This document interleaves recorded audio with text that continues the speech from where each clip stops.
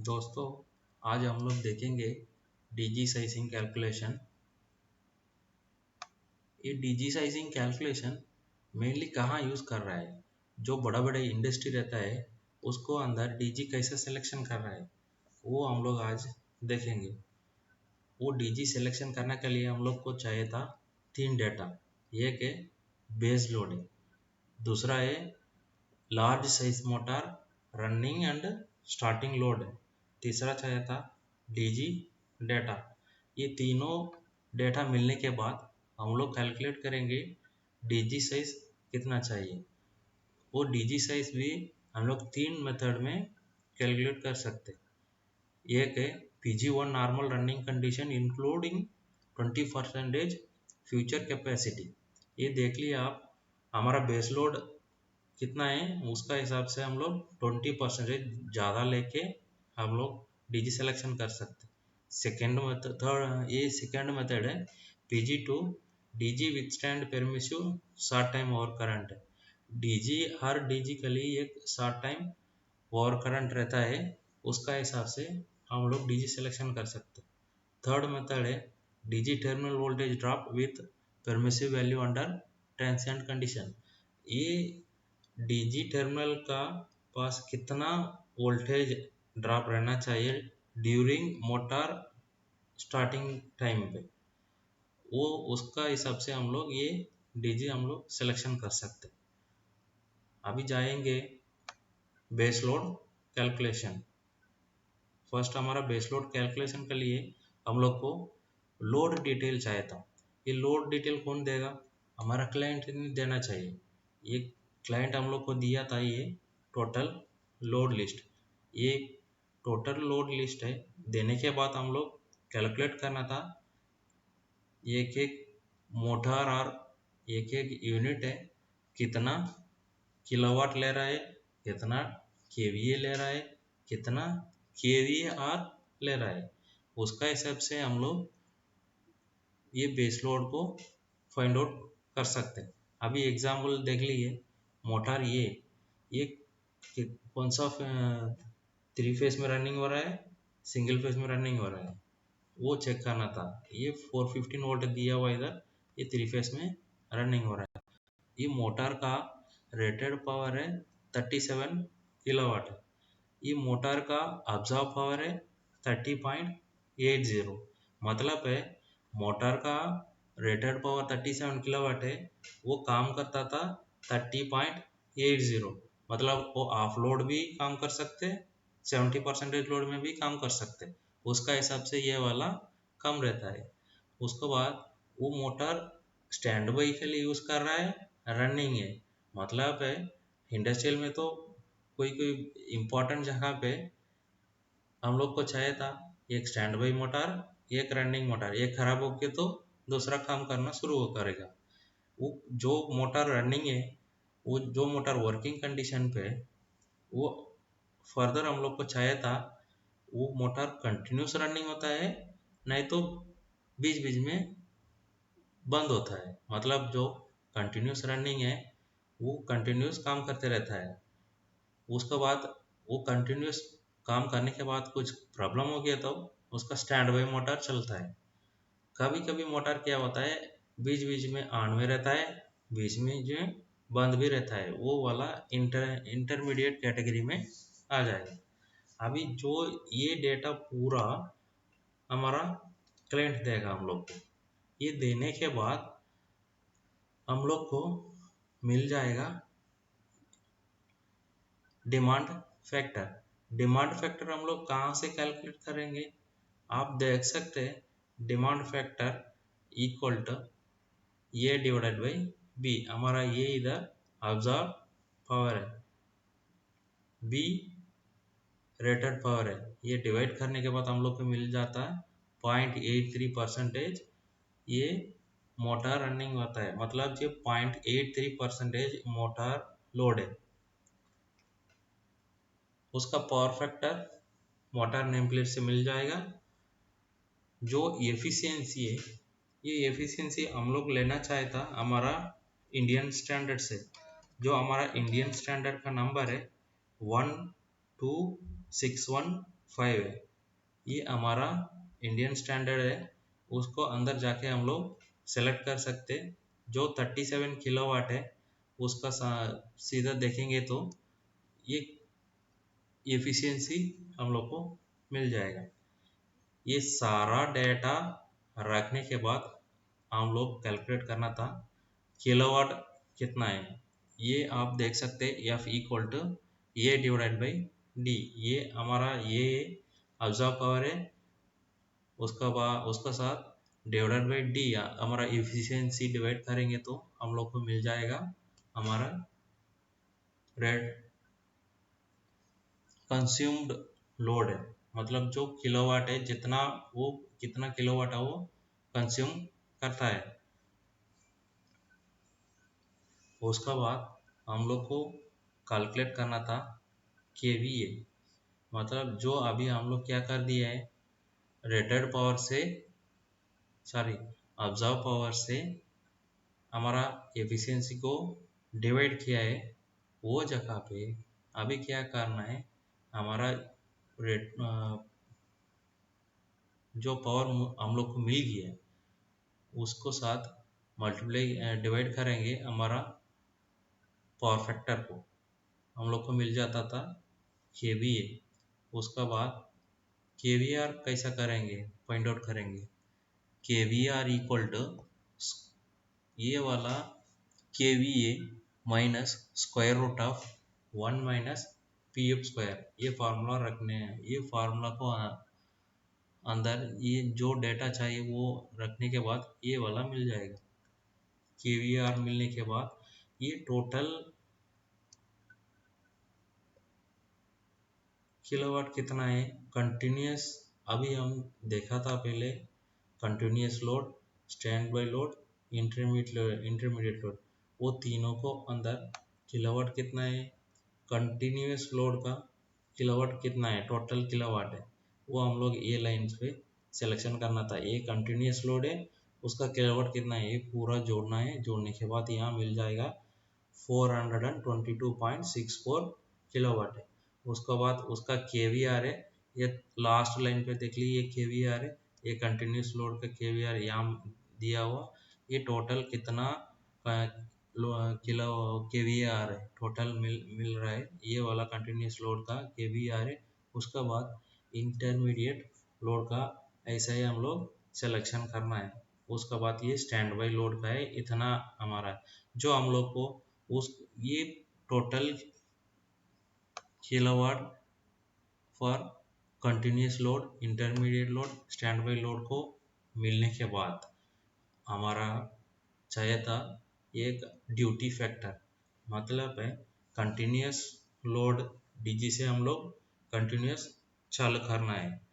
जो intermediate load है बीच बीच में आता है जाता है, इसलिए उसके लिए क्या करना है इंटरमीडिएट के लिए 40% क्लाइंट ने लेने के लिए हम लोग को बोला है, इसलिए हम लोग 40% लेके रखा है। मतलब जो इंटरमीडिएट लोड हमारा टोटल लोड है 67.1111 है, उसका साथ हम मल्टीप्लाई करेंगे 40% है, हम लोग को मिल जाता था 26.84 किलोवाट। ये ऐसा मल्टीप्लाई करने के बाद टोटल इंट ड्यूटी फैक्टर, मतलब ये टोटल है, ये टोटल है हम लोग का टोटल है ये वाला, उसका साथ मल्टीप्लाई करना ये वाला मल्टीप्लाई करने के बाद हम लोग को मिल जाता है इधर ड्यूटी फैक्टर का हिसाब से कितना लोड है। अभी ये फाइनल हम लोग को मिलता था ये टोटल किलोवाट पर कंटिन्यूस लोड, ये total kilowatt for continuous load and total kilo KVAR for continuous load, ये दोनों हमारा total kilowatt for intermediate load, total KVAR for intermediate load.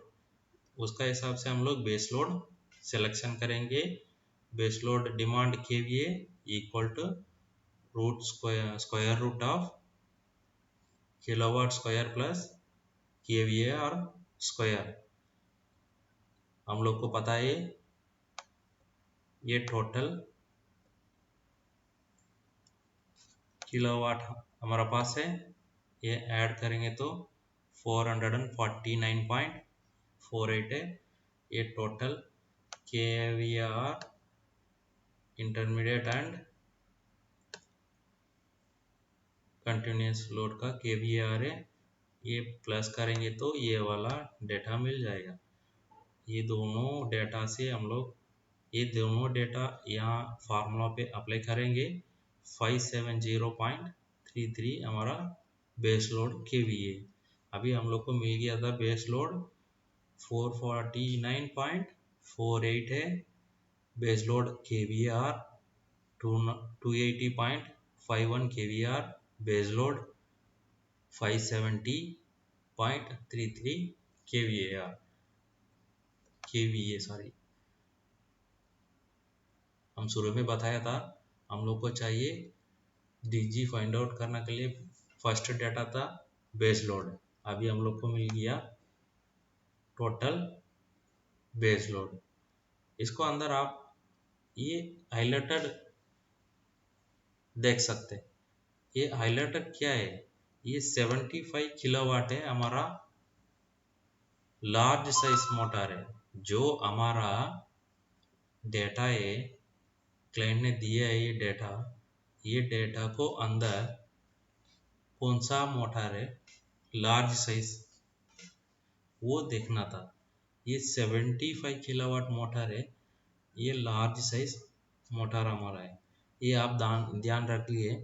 ये लार्ज साइज मोटर का पावर फैक्टर कितना है, उसका किलोवाट कितना है, उसका केवीआर कितना है, उसका केवीए कितना है।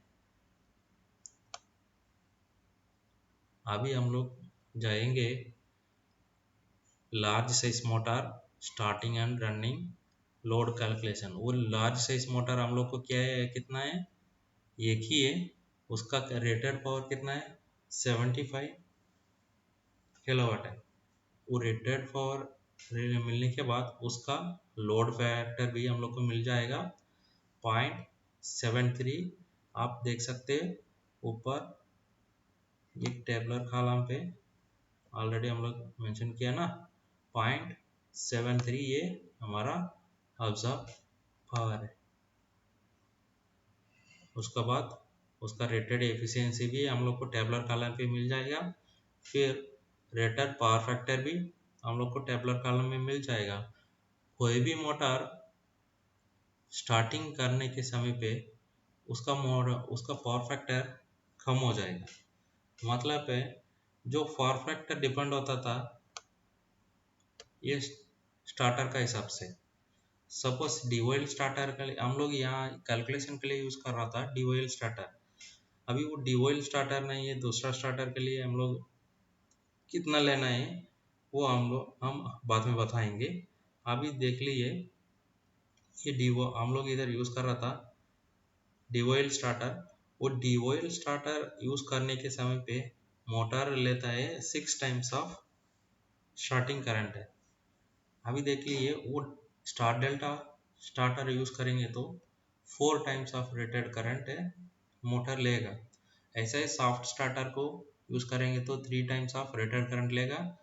वीएफटी यूज करेंगे तो उसके लिए 2.5 टाइम्स ऑफ रेटेड करंट हम लोग लेना चाहिए था।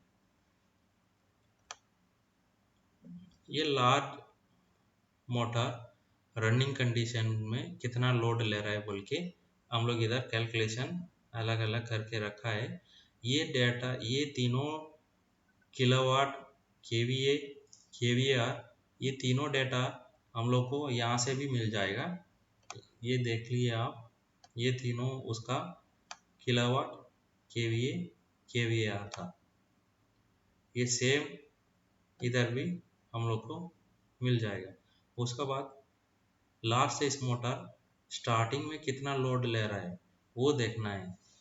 अभी वो हम लोग को पता चलेगा था। ये तो फार्मूला है लार्ज साइज मोटर के लिए फाइंड आउट करने के लिए एक फार्मूला है rated kilowatt divided by efficiency motor efficiency into motor power factor multiply with starting current है। हम लोग को पता है डीओएल स्टार्टर के लिए 6 टाइम्स ऑफ रेटेड करंट लेना चाहिए था। अभी देख लीजिए 75 हमारा मोटर किलोवाट है, ये वाला पावर फैक्टर है, ये वाला एफिशिएंसी है, मल्टीप्लाई विथ 6 टाइम्स है, 6 टाइम्स ऑफ रेटेड करंट है। अभी हम लोग को मिल गया 554.93 kVA। उसका साथ हमारा पास रहता था ये मोटर का कोई सेम फार्मूला है किलोवाट फाइंड आउट करने के लिए। उसका साथ हम लोग यूज़ करना चाहे था कोई एफिशिएंसी है, मोटर कोई एफिशिएंसी कभी कभी मिलेगा, नहीं है तो वो लेने के लिए ज़रूरत नहीं है। यहाँ हम लोग को मिल गया था मोटर नेम प्लेट से मोटर कोई एफिशिएंसी 1 है। वो स्टार डेल्टा स्टार्टर के लिए सॉरी डिवोल स्टार्टर के लिए मोटर कोई एफिशिएंसी 1 है। अभी ये पी एफ पावर फैक्टर हम लोग इसके साथ मल्टीप्लाई करना है। पावर फैक्टर हमारा था 0.2 है। अभी देख लीजिए ये पूरा वैल्यू हम लोग अप्लाई करने के बाद हम लोग को मिला था 110.98 किलोवाट। उसके बाद हम लोग कैलकुलेट करना है large size motor starting KVA R calculate करना है। उसके लिए फार्मूला था KVA multiply with square root of one minus P F starting square. P F starting तो 0.2 है, वो वाला हम लोग अप्लाई करेंगे। ये तो केवीए हम लोग को यहाँ जो केवीए मिला है स्टार्टर मोटर स्टार्टिंग में कितना केवीए ले रहा है वो केवीए यहाँ अप्लाई करना है। KVA multiply with square root of 1 minus starting power factor 0.2 है हमारा, स्टार्टिंग पावर फैक्टर स्क्वायर है ये वाला। ये अप्लाई करने के बाद हम लोग को मिला था 543.72 kVAr। ये मिलने के बाद ये कैलकुलेशन करना था large size motor RMS KVA। ये RMS KVA का फार्मूला था equal to square root of kilowatt square plus KVAr square. ये किलोवाट यहाँ से मिल जाएगा, KVA यहाँ से KVAr यहाँ से मिल जाएगा। ये दोनों अप्लाई करने के बाद हम लोग को मिला था 554.93 kVA। ये ऑलमोस्ट है इक्वल रहना चाहिए था हमारा मोटर स्टार्टिंग केवीए। ये देख लिए 4 equation number 4 and 7 almost equal, hence our running motor calculation correct है। मतलब ये वाला वैल्यू है, ये वाला वैल्यू है, ये दोनों सेम रहना चाहिए। ऑलमोस्ट सेम रहेंगे तो जो हम लोग कैलकुलेट किया है ये वाला सब सही है। उसके बाद अभी हम लोग को दो डाटा मिल गया। एक है बेस लोड हम लोग को पता चल गया, सेकेंड है large size motor starting running में कितना लोड ले रहा है। उसके बाद थर्ड हम लोग को चाहिए था टीजी का डाटा। अभी डीजी का डाटा देख लिए, ओवर करंट कोएफिशिएंट है, शॉर्ट टाइम ओवरलोड कोएफिशिएंट है KG minus KG equal to 1.5 है। डीजी पावर फैक्टर हम लोग को मिलेगा डीजी का नेम प्लेट से 0.8 है। डीजी रिएक्टेंस से मिल जाएगा 0.15। ये डेटा हम लोग को देगा हमारा क्लाइंट, नहीं तो हमारा डीजी सप्लायर से हम लोग लेना चाहिए था। अभी तीनों डेटा हम लोग को मिल गया है, एक बेस लोड मिल गया है, एक large size motor starting and running load कितना ले रहा है वो मिल गया है, अभी डीजी डाटा भी मिल गया। ये तीन डेटा मिलने के बाद हम लोग जाएंगे real calculation of DG selection. वो डीजी सिलेक्शन के लिए क्या फर्स्ट मेथड पहले हम बताया था PG1 normal running condition with 20% future capacity. हम लोग को पता है बेस लोड केवीए कितना है, बेस लोड केवीए यहाँ पता चल गया ना, पहले आप देख सकते हैं इधर, ये तो हमारा बेस लोड केवीए।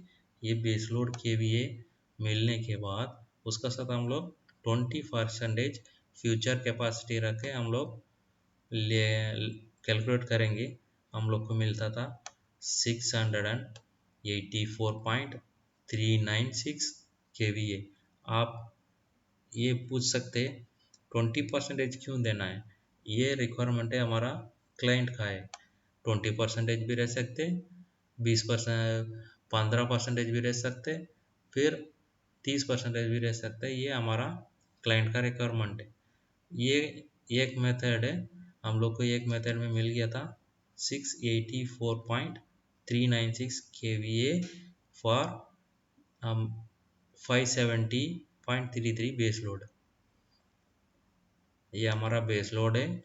वो बेस लोड के लिए हम लोग सिलेक्शन किया था फर्स्ट टाइप में 684.39 kVA DG। ये सेकंड मेथड है। हम बोला था पहले PG2 DG withstand permissive short time war current. ये PG2, ये इसको कैलकुलेशन करने के लिए ये देख लीजिए, ये इतना लंबा लिख के रखा है, वो क्या है ऐसा मत सोचिए, ये नॉर्मल फार्मूला है। ये ऑलरेडी हम लोग को पता है। केवीए फाइंड आउट करने के लिए एक फार्मूला रहता है ना, KVA equal to square root of kilowatt square plus KVA R square. वो ये फार्मूला इधर थोड़ा एलाबरेट करके लिखे रखा है, ये देख लिए आप। ये effective base load kilowatt plus motor starting kilowatt square plus effective base load kVAR plus motor starting kVAR whole square divided by short time overload coefficient of generator. हमारा short time overload coefficient generator 1.5 है। आप देख लीजिए इधर, पहले हम लोग को मोटर स्टार्टिंग किलोवाट हम लोग ले सकते हैं। जो पहले हम लोग कैलकुलेट करके रखा था मोटर स्टार्टिंग किलोवाट है। उसके बाद मोटर स्टार्टिंग केवीआर से हम लोग को मोटर वहाँ से मिल जाएगा। अभी ये फाइंड आउट करना था effective base load kilowatt, effective base load KVR. Effective base load kilowatt मतलब क्या है? हमारा बेस लोड है कितना है, वो base load kilowatt minus large size motor running condition में कितना लोड ले रहा है, वो ये भी ऑलमोस्ट हम लोग कैलकुलेट करके रखा था। आप ये देख सकते हैं इधर सेकेंड, ये हमारा large size motor running kilowatt है। ये सेकेंड इक्वेशन नंबर सेकेंड दिया है, ये देख लीजिए सेकेंड है। उसके बाद ये सेकेंड वाला लेके आके इधर हम लोग अप्लाई करेंगे, उसका साथ माइनस करना के बाद हम लोग को मिल जाता था ये इफेक्टिव बेस लोड। ऐसा ही इफेक्टिव बेस केवीआर भी हम लोग को मिल जाएगा। ये दोनों डाटा लेके जाके इसको अंदर हम अप्लाई करेंगे तो ये मिल जाएगा। टोटल हमारा second large size second method of DG selection है।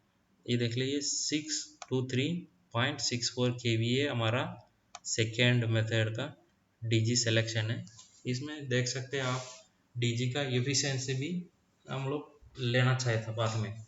अभी डीजी का एफिशिएंसी 93% है। ये डीजी मैन्युफैक्चरर हम लोग को देगा है 93% एफिशिएंसी डीजी हम लोग ले रहा हूँ, इसलिए हमारा हम लोग को मिला था 623.64 केवीए फाइनल डीजी सिलेक्शन है। उसको हम लोग मल्टीप्लाई करना है, उसका साथ मल्टीप्लाई करेंगे तो हम लोग को मिल रहा है फाइनल डीजी सिलेक्शन का केवीए 670.58 केवीए। ये हमारा second method of DG selection है। उसके बाद ये वाला देख लीजिए, इस शॉर्ट टाइम ओवरलोड कोएफिशिएंट कहाँ से हम लोग को मिल रहा है? ये हमारा इंडियन स्टैंडर्ड है। ये इंडियन स्टैंडर्ड है, ये देख लिए IS/IEC 60034-1 है। ये इंडियन स्टैंडर्ड से हम लोग ले रहा था। AC generator having rated output not exceeding 1200 MVA shall be capable of withstand current equal to 1.5 times the rated current for not less than 30 second. मतलब है 1200 लेस देन 1200 MVA 30 सेकेंड के लिए 1.5 टाइम्स ऑफ रेटेड करंट ये withstand करेगा। मतलब है हमारा पास अभी 100 kVA का DG है, 100 kVA DG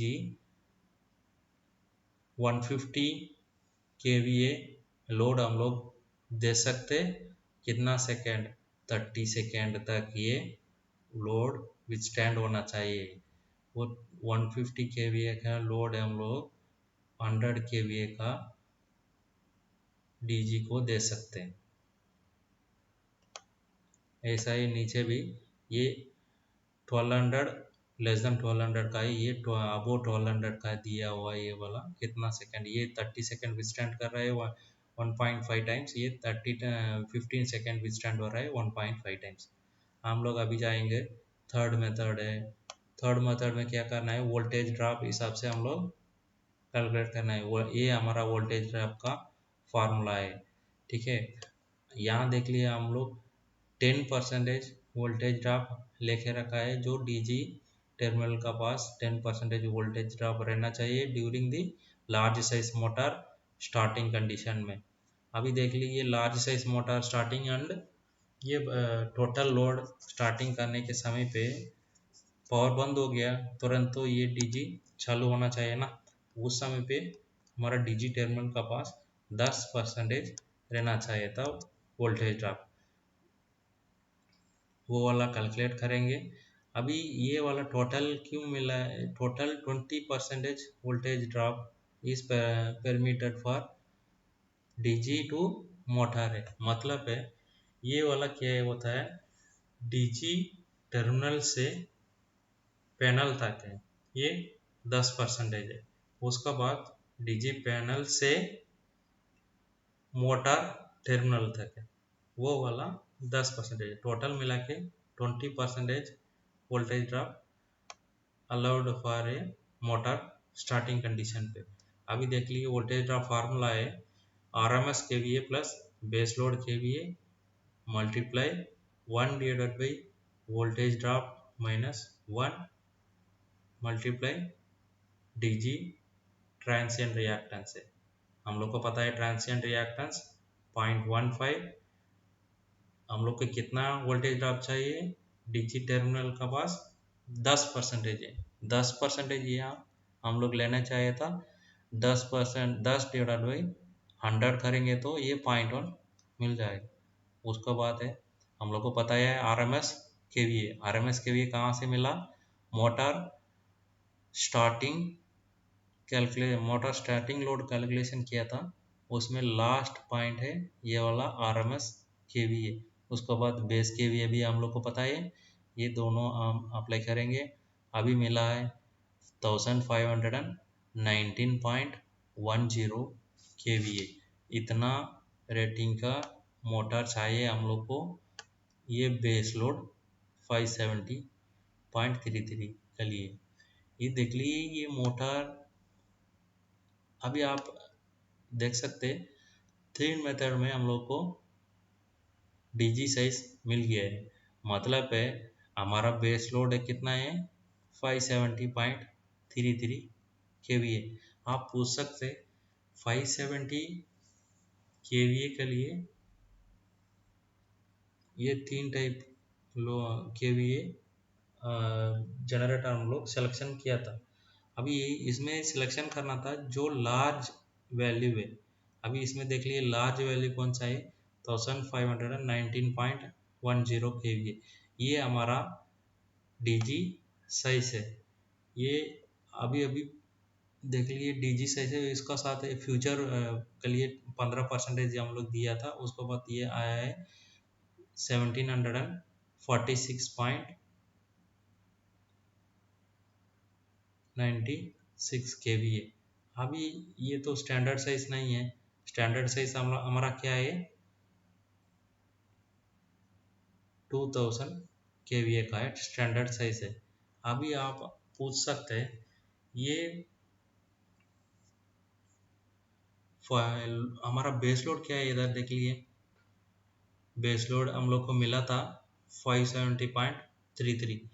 570.33 बेस लोड है, उसको हम लोग क्यों सिलेक्शन करना है 2000 का, मतलब है 3 गुना ज़्यादा ये वाला 3 गुना ज़्यादा का केवी क्यों चाहिए। ये डिपेंड होता था पूरा हमारा ट्रांसिएंट रिएक्टेंस का हिसाब से। ये ट्रांसिएंट रिएक्टेंस हम लोग सिलेक्शन करने के समय पे ज़्यादा करेंगे, ये डीजी साइज इतना नहीं आता है। आप में यहाँ ट्रांसिएंट रिएक्टेंस हम लोग को 0.15 मिला है, ये जगह पे आप लोग रख लिए 5%। मतलब है 5% आप रखने के बाद ये ट्रांसिएंट रिएक्टेंस 5% रखेंगे तो यहाँ मिल जाएगा आप लोग आसपास 650 kVA। वो ये पूरा डिपेंड करता था ये transient reactance end voltage drop, ये दोनों को हिसाब से डिपेंड करता है हमारा थर्ड मेथड। इसलिए यहाँ हम लोग को मिला है 2000 kVA। ये तो हम लोग डीजी सिलेक्शन कर दिया हमारा इंडस्ट्री को कितना केवीए चाहिए बोल के। जो हम लोग सिलेक्शन किया उसको हम लोग क्रॉस वेरिफिकेशन करना चाहिए। ये जरूर नहीं है, आप लोग चाहिए तो ये कर सकते। अभी चलिए voltage drop calculation alternate terminal, ये देख सकते हैं आप वोल्टेज ड्रॉप कितना हो रहा है। अभी वोल्टेज ड्रॉप का फार्मूला ये देख लिए, total starting kVA multiply DG subtransient reactance divided by DG rating in kVA. अभी टोटल स्टार्टिंग केवीए क्या है हमारा, ये टोटल स्टार्टिंग केवीए ये कहाँ से मिलेगा, हमारा लार्ज साइज मोटर से फिर लेके आना पड़ेगा। ये देख लिए base KVA large size motor का बेस केवीए क्या है, ये हमारा बेस केवीए ये वाला है। स्टार्टिंग केवीए उसका लार्ज साइज मोटर का ही है। उसका बाद स्टार्टिंग ये रनिंग कंडीशन का मोटर है, जो लार्ज साइज मोटर रनिंग का लोड है ये वाला। ये वैल्यू इधर अप्लाई करने के बाद हम लोग को मिल रहा था स्टार्टिंग केवीए, ये देख लिए 1057.39 मल्टीप्लाई ट्रांसिएंट रिएक्टेंस हम लोग को पता है 0.15। जो ये डीजी रेटिंग इन केवीए ये यहाँ रखने था हम लोग का जितना केवी सिलेक्शन करके रखा है, ये 2000 केवीए हमारा सिलेक्शन हुआ था। उसका हिसाब से हम लोग मोटर्स ये जो हमारा बेस लोड को चालू करेंगे तो 7.9% ऑफ वोल्टेज ड्रॉप हमारा टर्मिनल का पास रहता है। आप अभी सोच लिए ये तो ब्लाइंड कैलकुलेशन टाइप हो गया है। हमारा डीजे कनेक्ट करके रखता था केबल, ये डीजी एक जगह में रहता है, पैनल एक जगह में रहता है, मोटर पैनल। उसके बाद मोटर पैनल से हम लोग लेके जाएंगे फील्ड को मोटर का पास, उसके लिए भी केबल चाहिए। ये भी कैलकुलेट करना चाहिए था हम लोग। Voltage drop from DG terminal to incoming side है, मतलब जो पैनल का इनकमिंग रहता है उसका अंदर कितना वोल्टेज ड्रॉप है बोल के हम लोग कैलकुलेट कर रहा हूँ। अभी देख लिया हमारा सिलेक्शन ऑफ केबल है 6 सॉरी ये वाला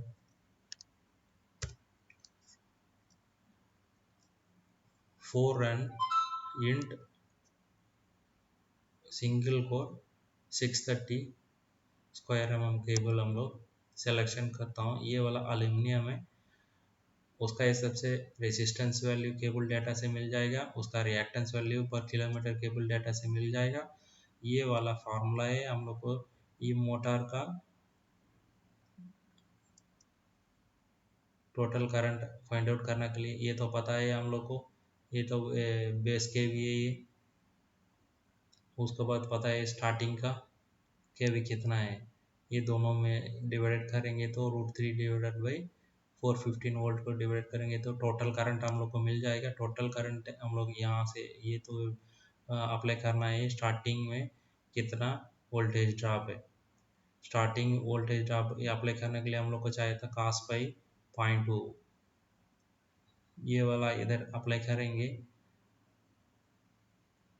ये 1 माइनस 0.2 स्क्वायर क्यों कर रहा हूँ, तो ये cos वैल्यू हम लोग को पता है 0.2, उसको साइन वैल्यू को लेके आने के लिए ये वाला करेंगे हम लोग। साइन वैल्यू लेके आएंगे तो ये root square root of 1 minus starting P F square formula है divided by number of run है। n equal to number of run. Number of run कहाँ से मिला, ये 4 है। 4 से अभी हम लोग को मिल रहा था 7.85 वोल्ट है। ये इतना वोल्टेज ड्रॉप मिल रहा है हमारा डीजी टर्मिनल से पैनल तक है। उसका बाद डीजी मोटर मतलब स्विच गियर तक हम लोग को मिल गया है 7.85 वोल्टेज ड्रॉप। ये अभी स्विच गियर से मोटर तक कितना वोल्टेज ड्रॉप है वो चेक करना है। ये देख लिए हम लोग सिलेक्शन किया था 3 रन 3 कोर 120 स्क्वायर एम। अभी देख ली ये वाला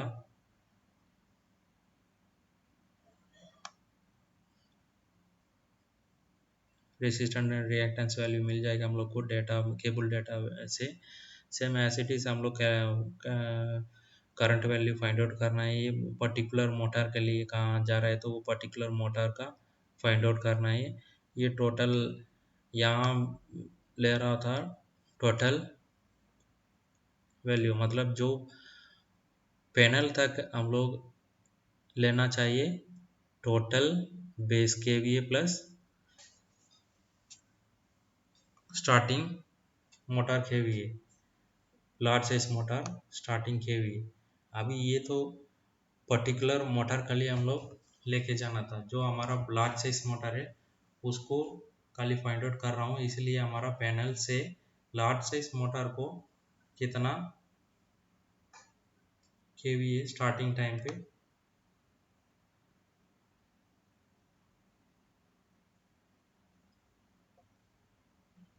ये लार्ज साइज मोटर का स्टार्टिंग केवीए उसका हिसाब से करंट इतना चाहिए था 772.02।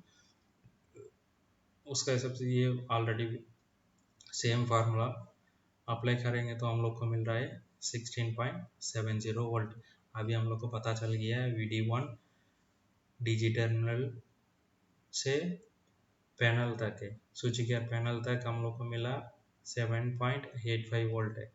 ये वाला मिल रहा था स्विच गियर पैनल से बड़ा वाला मोटर लार्ज साइज मोटर का साथ। ये मिलने के बाद हम लोग को टोटल वैल्यू है 24.55 वोल्ट है। ये 24.55 वोल्ट है हमारा 415 वोल्ट सिस्टम है। उसका डिवाइड करेंगे तो ये 5.9% मिल जाएगा। 24.55 डिवाइडेड बाई 415 वोल्ट हम लोग करेंगे तो ये 5.9% वोल्टेज मिल जाएगा। हम लोग को ऑलरेडी कैलकुलेट करके रखा था 20% वोल्टेज ड्रॉप अलाउड है।